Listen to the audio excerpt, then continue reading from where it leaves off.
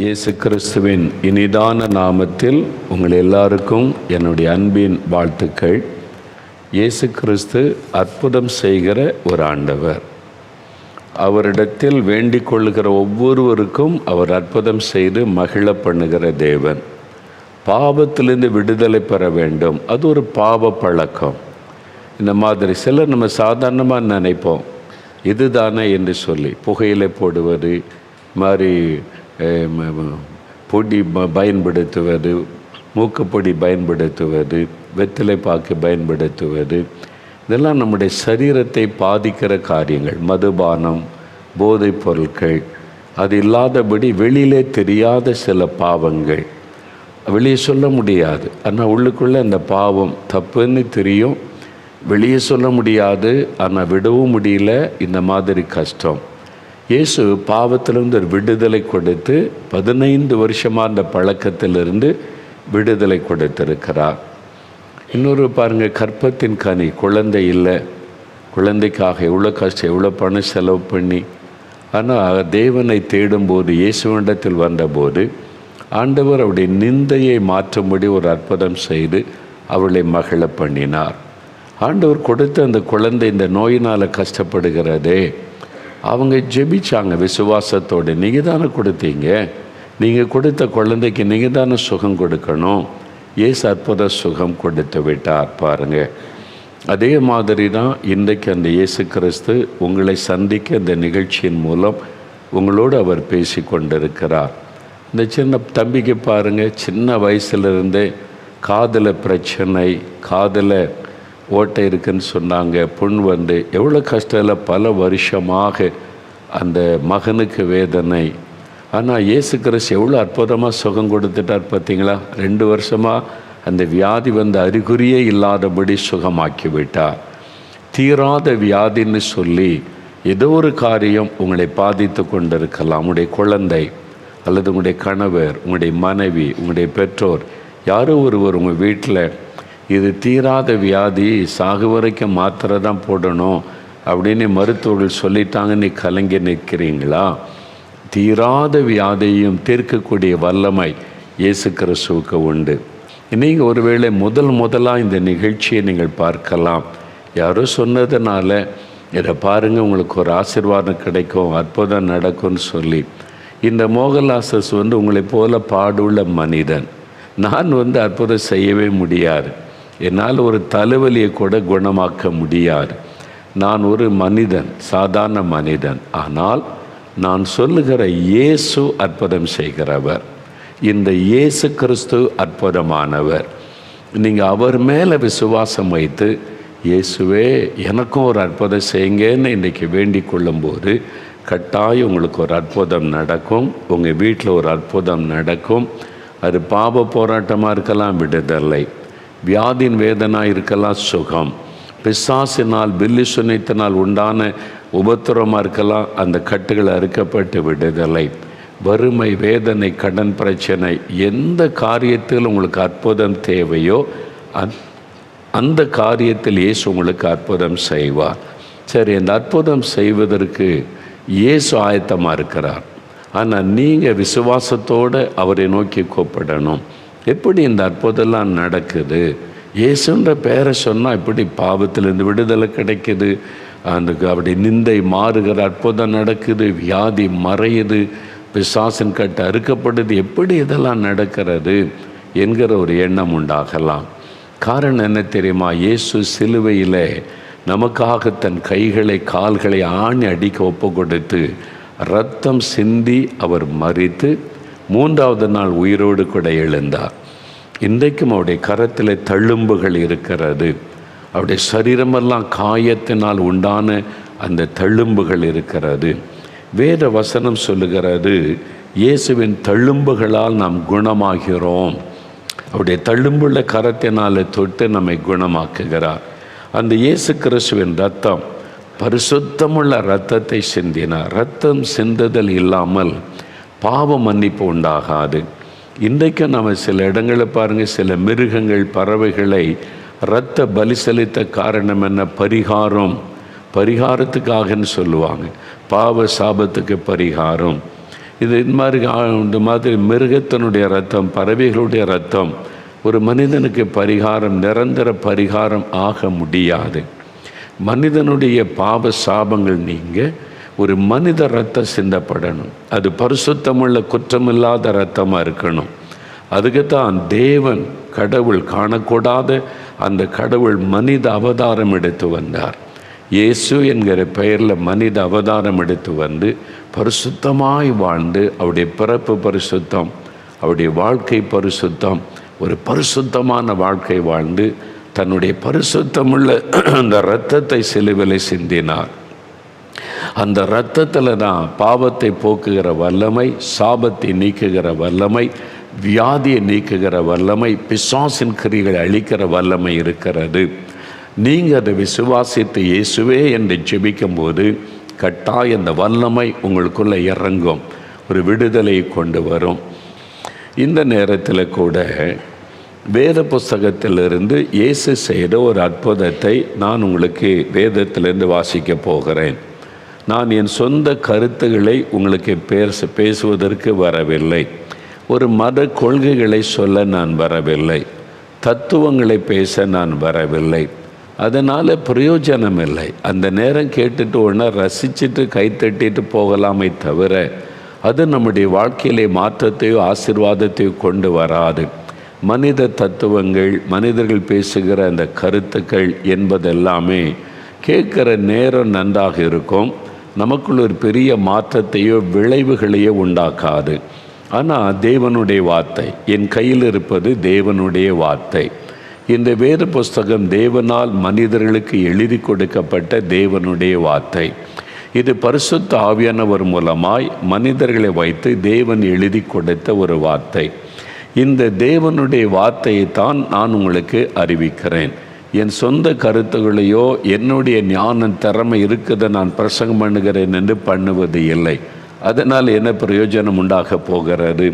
ஆனால் இந்த தேவனுடைய வார்த்தைக்கு வல்லமையும் ஜீவனும் இருக்கிறது என்று வேதத்திலே சொல்லப்பட்டிருக்கிறது. அதாவது இந்த வார்த்தை உயிர் இருக்கிறது. இந்த வார்த்தை ஒரு மனிதனோடு பேசும். இந்த வார்த்தை ஒரு மனிதனுக்குள்ளே விடுதலை கொண்டு வரும். இந்த வார்த்தை ஒரு மனிதனுக்குள்ளே ஆறுதலை கொண்டு வரும். இந்த வார்த்தை ஒரு மனிதனுக்குள்ளே சமாதானத்தை கொண்டு வரும். இந்த வார்த்தை ஒரு மனிதனுக்குள்ளே சுகத்தை கொண்டு வரும். இந்த வார்த்தை ஒரு மனிதனுக்குள்ளே ஆசீர்வாதங்களை கொண்டு வரும். அந்த வல்லமை இந்த வார்த்தைக்கு உண்டு. ஏனென்றால் இந்த வார்த்தை உயிர் உள்ளது. அது ஜீவனும் வல்லமையும் உள்ள வார்த்தை. இந்த வார்த்தையை தான் நான் உங்களுக்கு அறிவிக்கிறேன்.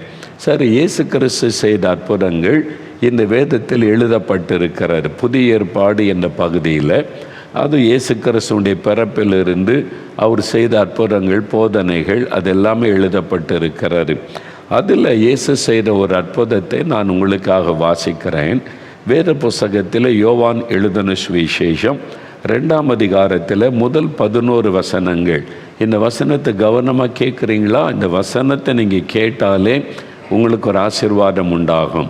இந்த வசனங்கள் உங்களோடு பேசும். பாருங்கள், 3ஆம் நாளிலே கலிலேயாவில் உள்ள கானா ஊரிலே ஒரு கல்யாணம் நடந்தது. இயேசுவின் தாயும் அங்கே இருந்தார்கள். இயேசுவும் அவருடைய சீஷரும் அந்த கல்யாணத்திற்கு அழைக்கப்பட்டிருந்தார்கள்.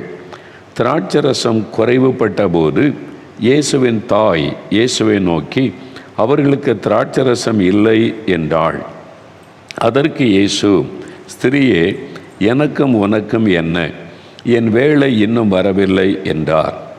இயேசுவனுடைய தாய் வேலைக்காரரை நோக்கி, இயேசு உங்களுக்கு என்ன சொல்லுகிறாரோ அதன்படி செய்யுங்கள் என்றாள்.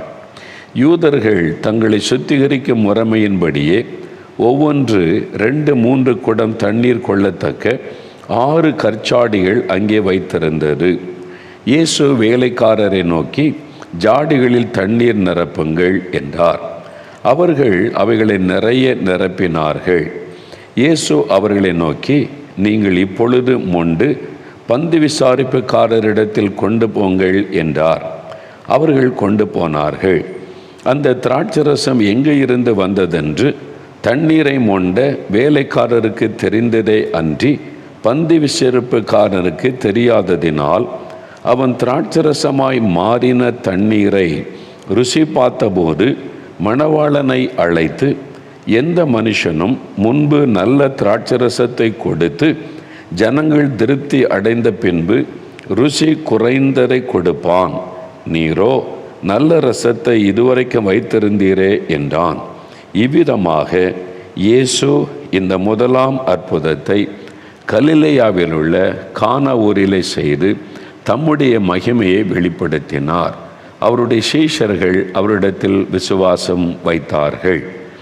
இது இயேசு கிறிஸ்து செய்த முதலாவது அற்புதம் என்று வேதம் குறிப்பிடுகிறது.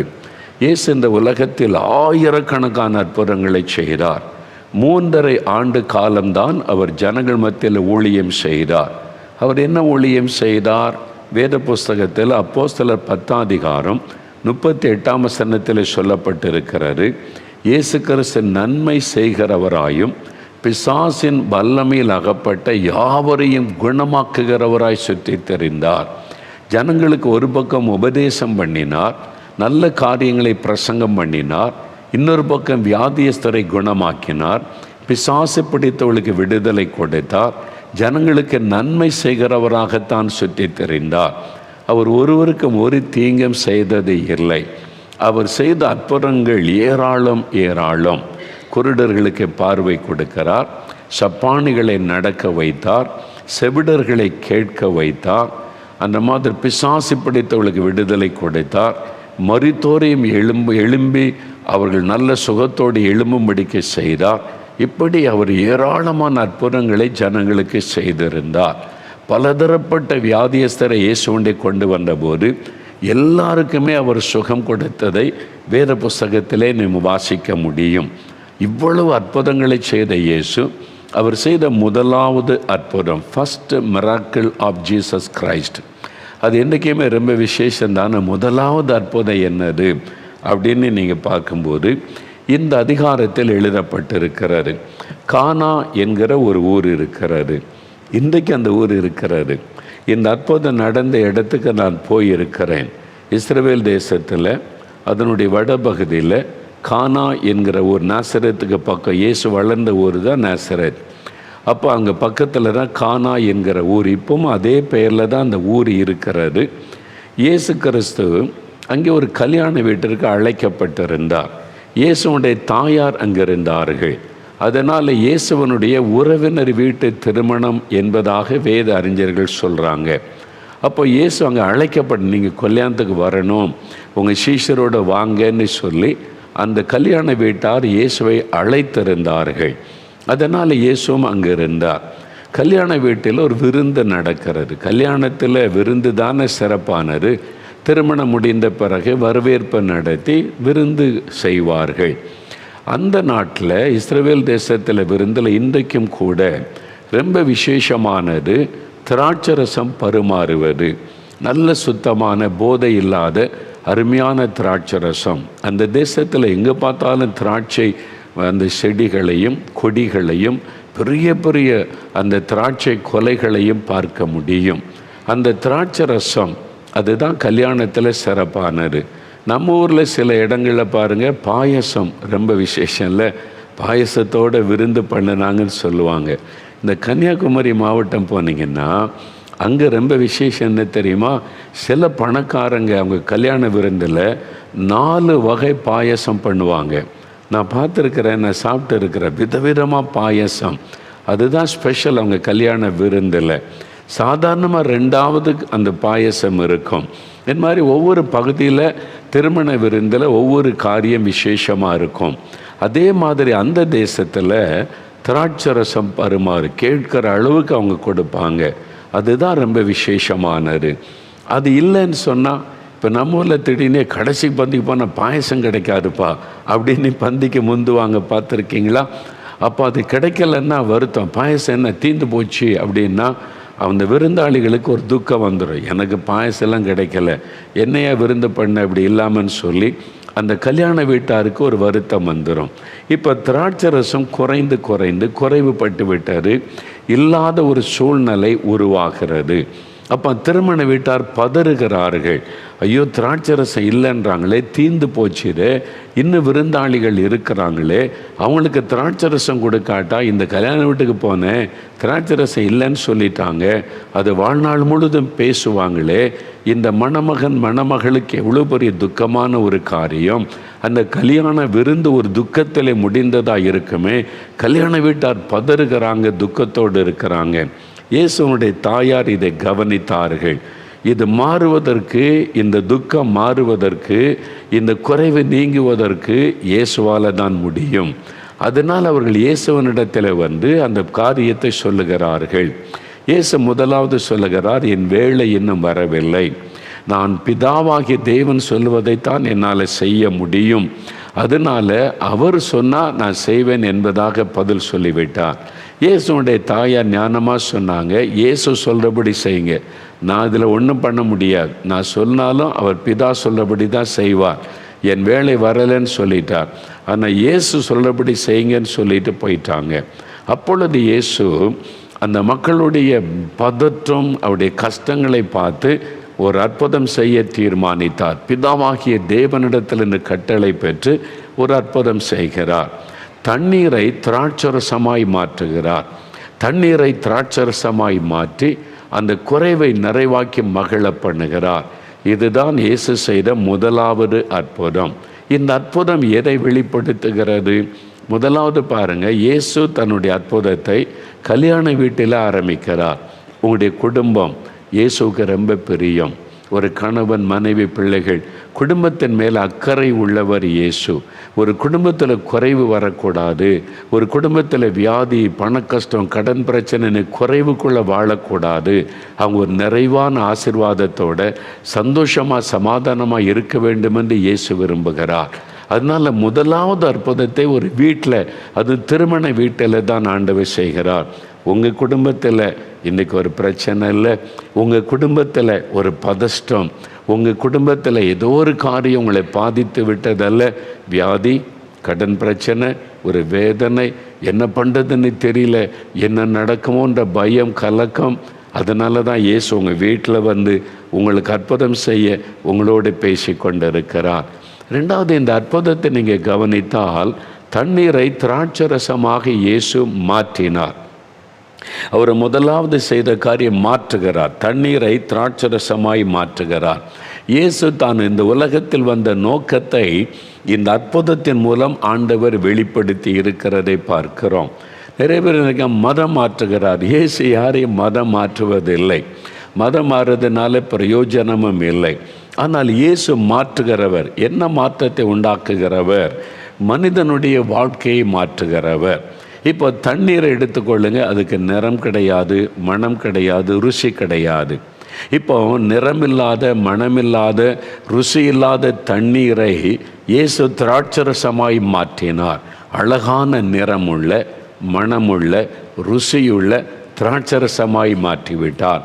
உங்கள் வாழ்க்கையில் இன்றைக்கு ருசி இல்லை, ஏதோ வாழ்கிறோம் போகிறோம், என்ன வாழ்க்கை இது, ஒரு விரக்தி, ஒரு நிம்மதி இல்லை, சமாதானம் இல்லை, உங்கள் வாழ்க்கையில் ஒரு இன்பம் இல்லை, சந்தோஷம் இல்லை, பிரயோஜனம் இல்லை. பாவம் ஒரு பக்கம், சாபம் ஒரு பக்கம் உங்களுடைய வாழ்க்கையை பாதித்து ஏதோ வாழ்கிறோம் என்று விரக்தியோடு நீங்கள் வாழ்ந்து கொண்டிருக்கிறீங்களா? உங்களுடைய வாழ்க்கையை இனிமையான வாழ்க்கையாய் மாற்றுகிறவர், உங்கள் வாழ்க்கையை பரிசுத்தமான வாழ்க்கையாய் மாற்றுகிறவர், உங்களுடைய வாழ்க்கையை ஆசீர்வாதமான வாழ்க்கையாய் மாற்றுகிறவர். அதுக்கு தான் இயேசு வந்தார். பாவத்திலும் சாபத்திலும் பாதிக்கப்பட்டு ஒரு நிம்மதி இல்லை, சமாதானம் இல்லை, ஆசீர்வாதம் இல்லை என்று கலங்குகிற மனிதனுடைய வாழ்க்கையை அவர் சாபத்தை நீக்கி, பாவத்தை நீக்கி, பரிசுத்தத்தை கொடுத்து, சமாதானத்தை கொடுத்து, ஒரு நிம்மதியை கொடுத்து, ஆசீர்வாதமான வாழ்க்கையாய் மாற்றுவதற்கு தான் இயேசு வந்தார். யாரையும் மதமாற்ற இயேசு வரவில்லை, மனிதனுடைய வாழ்க்கையை மாற்றுகிறவர், அவருடைய வேதனைகளை மாற்றுகிறவர். அதுக்கு தான் இயேசு இந்த உலகத்தில் வந்ததை இந்த அற்புதத்தின் மூலம் ஆண்டவர் வெளிப்படுத்துகிறார். முதலாவது பாருங்க, அவர் அந்த தண்ணீரை திராட்சரசமாய் மாற்றினார். உங்கள் வாழ்க்கையில் இன்றைக்கு மாற்றம் தேவை. இன்றைக்கு பாவத்திலிருந்து, சாபத்திலிருந்து விடுதலை பெற்று ஒரு மாற்றம் உங்களுக்கு அவசியம். அதனால தான் இயேசு உங்களோடு பேசுகிறார். என் மகனே, என் மகளே, நான் உன்னை மாற்றுகிற தேவன். அந்த பாவத்தில் இந்த விடுதலை கொடுத்த ஒரு பரிசுத்த வாழ்க்கையை உனக்குள்ளே தருகிற தேவன். அந்த அற்புதத்தை நான் உனக்கு செய்ய விரும்புகிறேன் என்று இயேசு உங்களுக்கு சொல்லுகிறார். நீ பாவி என்று அவர் புறம்பே தள்ளுவது இல்லை. பாவியை பரிசுத்தவானாய் மாற்றுகிற ஒரு வாழ்க்கையை கொடுக்கிறவர் தான் இயேசு கிறிஸ்து. அந்த அற்புதத்தை உங்களுக்கு செய்ய ஆண்டவர் விரும்புகிறார். ரெண்டாவது, நீங்கள் பாருங்கள், ஒரு குறைவு. அந்த கல்யாண வீட்டில் திராட்சரசம் குறைவுபட்டு விட்டது. அந்த குறைவோடு விருந்து முடிந்தால் ஊர் முழுதும் பேசியிருப்பாங்க. அங்கே போனீங்க, திராட்சரசம் இல்லையா, திராட்சரசம் இல்லையா, என்னங்க இப்படி அவங்க விருந்து பண்ணியிருக்கிறாங்க, கஞ்சத்தனம் பண்ணுறாங்களா என்றெல்லாம் ஊர் முழுதும் பேசியிருப்பாங்க. ஒரு அவமானம், நிந்தை, அதனால் வரக்கூடிய ஒரு நெருக்கம், அந்த வேதனை குடும்பத்தை கலங்க பண்ணி கொண்டு இருந்தார். இயேசு குறைவை நிறைவாக்குகிற ஒரு ஆண்டவர்.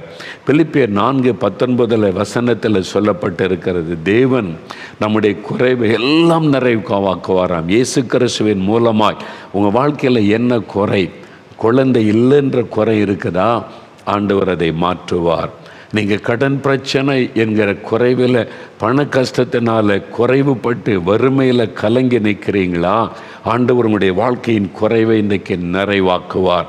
உங்களுடைய சரீரத்தில் ஆரோக்கிய குறைவு ஏற்பட்டு விட்டது, வியாதி வந்து விட்டது, அதனால் ஒரு பூரண ஆரோக்கியம் இல்லை, அந்த குறைவு நிமித்தம் கலங்குறீங்களா, ஆண்டவர் உங்களை சுகமாக்கி குறைவை நிறைவாக்கி மகிழ பண்ணுவார். உங்களுடைய வாழ்க்கையில் சமாதான குறைவு வந்து விட்டதா, குடும்பத்துக்குள்ளே சமாதானமே இல்லை, நிம்மதியே இல்லை, எப்பொழுதும் சண்டைகள், பிரச்சனைகள், நிம்மதியற்ற வாழ்க்கை, நிம்மதி இல்லை, சமாதானம் இல்லை, குறைவு. ஆண்டவர் இயேசு அந்த குறைவை நிறைவாக்கி மகிழ பண்ணுகிறவர். இன்றைக்கு உங்களுடைய வாழ்க்கையின் குறைவு நிறைவாக்கப்படும். அந்த அற்புதத்தை இயேசு இன்றைக்கு உங்களுக்கு செய்ய விரும்பித்தான் உங்களோடு இன்றைக்கு பேசி கொண்டிருக்கிறார். அது மாத்திரம் இல்லை, மூன்றாவது நீங்கள் கவனித்தால், அவங்க துக்கத்தில் இருக்கிறாங்க, இந்த குடும்பமே துக்கத்தில் இருக்கிறாங்க.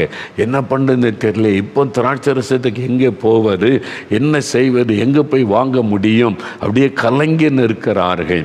அவருடைய துக்கம் சந்தோஷமாய் மாறுகிறாரு.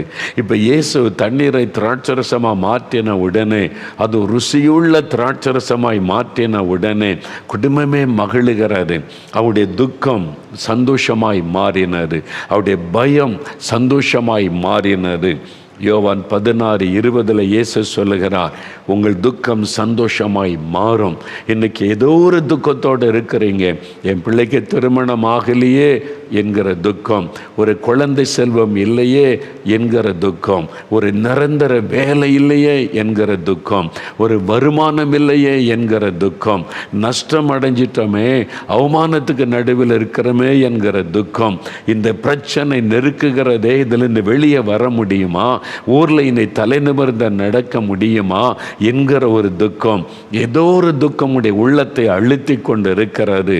ஆண்டவர் இயேசு சொல்லுகிறார், என் பிள்ளைகளே, உங்கள் துக்கத்தை நான் சந்தோஷமாய் மாற்றுவேன், உங்கள் துக்கம் சந்தோஷமாய் மாறும். அன்றைக்கு அந்த திருமண வீட்டில் துக்கத்தை சந்தோஷமாய் மாற்றின இயேசு இன்றைக்கு உங்கள் குடும்பத்தில், உங்கள் வாழ்க்கையில் இருக்கிற துக்கத்தை சந்தோஷமாய் மாற்ற உங்களுக்கு ஒரு அற்புதம் செய்வதற்கு தான் உங்களோடு ஆண்டவர் பேசிக்கொண்டு இருக்கிறார். இன்றைக்கு அந்த அற்புதம் நடக்கும். இந்த அற்புதம் நடக்கணும்னா நம்ம என்ன செய்யணும்? என் வாழ்க்கையில் இந்த மாதிரி ஒரு அற்புதம் நடந்து என் குறைவு நிறைவாக்கப்படணும், துக்கம் சந்தோஷமாக மாறணும். இது எப்படி இயேசுவிடத்தை அந்த அற்புதம் பெற்றுக்கொள்ளணும்? எனக்கு பிரியமானவர்களே, நல்ல கவனிங்க. இந்த அற்புதத்திலிருந்து ஒரு 3 காரியத்தை உங்களுக்கு ஞாபகப்படுத்துகிறேன். முதலாவது, யோவான் 2:2 சொல்லப்பட்டிருக்கிறது, இயேசுவும் அவருடைய சீஷரும் கல்யாணத்துக்கு அழைக்கப்பட்டிருந்தார்கள். அப்போ இயேசு அங்கே இருந்தார். இயேசு அங்கே இருந்ததுனால தான் குறைவு நிறைவாக்கப்பட்டது. இயேசுவை அழைத்ததுனால தான் அந்த வீட்டிற்கு இயேசு வந்திருந்தார். இப்போ நீங்கள் அவரை அழைத்தால் உங்கள் வீட்டுக்கு அவர் வருவார். இயேசுவே, என் வாழ்க்கையில் நீங்கள் வரணும், எங்கள் குடும்பத்துக்குள்ளே நீங்கள் வரணும். நீங்கள் அழைக்காவிட்டால் அவர் வரமாட்டார். இயேசு யாரையும் கட்டாயப்படுத்துகிற ஆண்டவர் அல்ல. அவர் சொல்லுகிறார், இதோ வாசற்படியில் நின்று கதவை நான் தட்டுகிறேன், நீ கதவை திறந்து எனக்குள்ளே நீங்கள் வாங்க, என் குடும்பத்தில் நீங்கள் வாங்க, எனக்கு உதவி செய்யுங்கன்னு சொன்னால் நான் வருவேன். இயேசு யாரையும் கட்டாயப்படுத்தி அவங்க வாழ்க்கைக்குள்ளே நுழைகிற தேவன் அல்ல.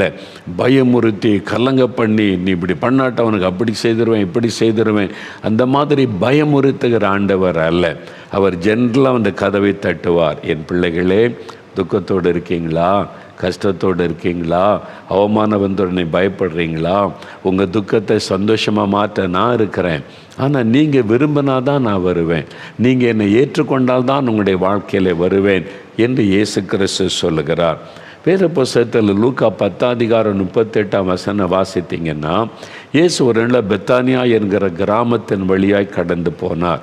இந்த பெத்தானியா கிராமம் இப்பவும் இருக்குது. எருசலேமிலிருந்து 2 மைல் தூரத்தில் இருக்குது. நான் அந்த ஊருக்கு போயிருக்கிறேன். இந்த பெத்தானியா என்ற ஊருக்கே நான் போய் பார்த்துருக்கிறேன். அந்த ஊர் வழியாக இயேசு நடந்து போகும்போது எல்லாரும் பார்க்குறாங்க, அதான் இயேசு அதான் இயேசுன்னு. இயேசு எல்லாரும் அவளோட பார்க்குறாங்க. மார்த்தாள் என்ற ஒரு பெண், அவளுக்கு அப்பா இல்லை அம்மா இல்லை, அவளுக்கு ஒரு சகோதரி ஒரு சகோதரன்.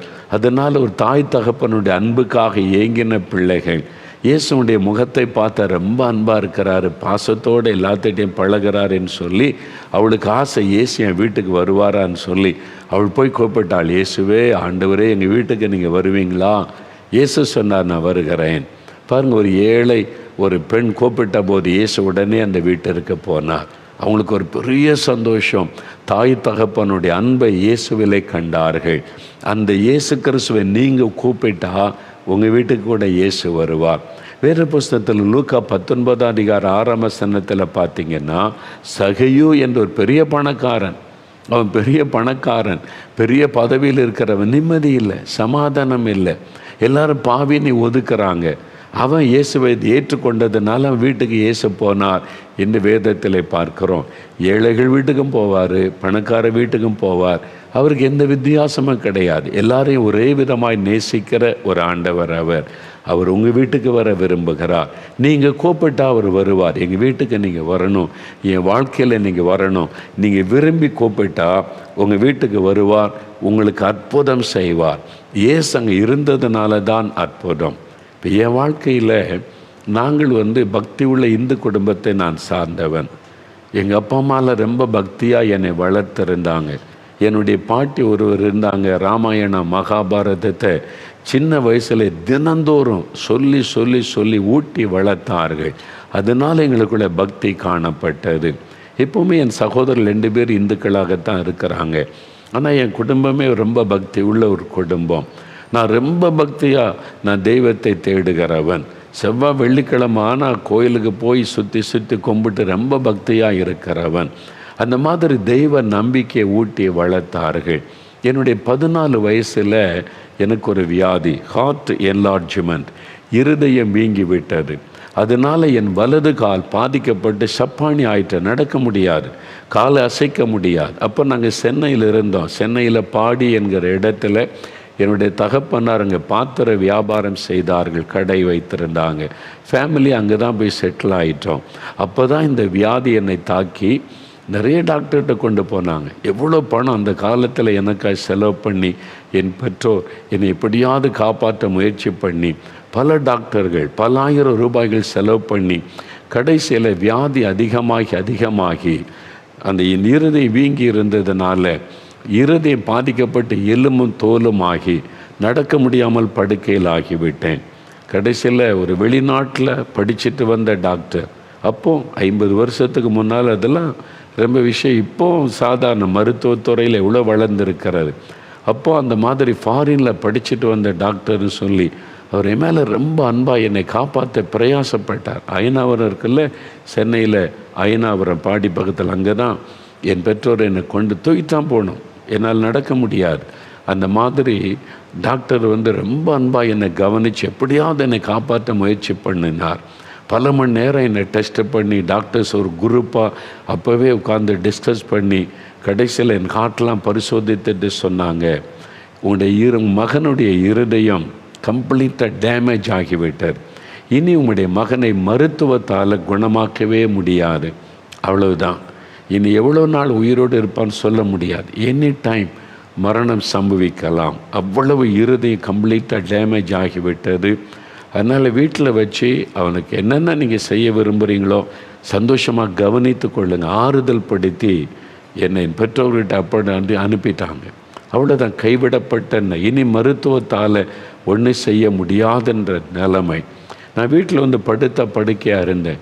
என் கால் அசைக்க முடியாது, என்னுடைய இருதயம் வீங்கி இருக்கும், மூச்சு விட முடியாது, மூச்சு விட திணற. ஏன்னா இருதயம் பாதிக்கப்பட்டு போச்சு இல்லை.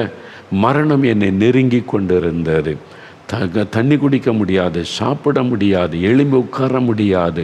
ஒரு மரண போராட்டத்தில் நான் இருந்தேன். குடும்பம் எப்படி இருந்திருக்கும் யோசித்து பாருங்க. என் குடும்ப சந்தோஷத்தை இழந்து விட்டது, மகிழ்ச்சியை இழந்து விட்டது. நாங்கள் சிரித்து பல மாதங்கள் ஆகிவிட்டது. என்னை வீட்டுக்குள்ள ஒரு மரணம் சம்பவிக்க போகிறதுன்னு சொல்லும்போது அந்த வீட்டுக்குள்ள எப்படி சந்தோஷம் இருக்குன்னு நினைக்கிறீங்க? பேருக்காக ஒரு சமையல், பேருக்காக ஒரு சாப்பாடு, அவ்வளோதானே தவிர மகிழ்ச்சி சந்தோஷம் எல்லாம் போய்விட்டது. துக்கம், ஒரு மரண பயம், என்ன நடக்குமோ, எப்போ மரணம் சம்பவிக்குமோ என்கிற நிலைமை. நான் பக்தியோடு இருந்தவன் அல்லவா, அதனால் அந்த பக்தியோடு இனி கடவுள் தான் காப்பாற்ற முடியும் என்ற நம்பிக்கையில் எல்லாம் செய்தார்கள். ஆனால் ஒருத்தரிடம் எனக்கு பதில் வரவில்லை. அந்த மாதிரி மரணம் நெருங்கி கொண்டிருந்த சமயம் சொந்தக்காரங்க கேள்விப்பட்டவங்கெல்லாம் பார்க்க வருவாங்க. சாக போகிற ஒரு ஆளை கடைசியாக பார்க்க வர்ற மாதிரி. என்ன வாலிப வயசு இல்லை, 14 வயசு.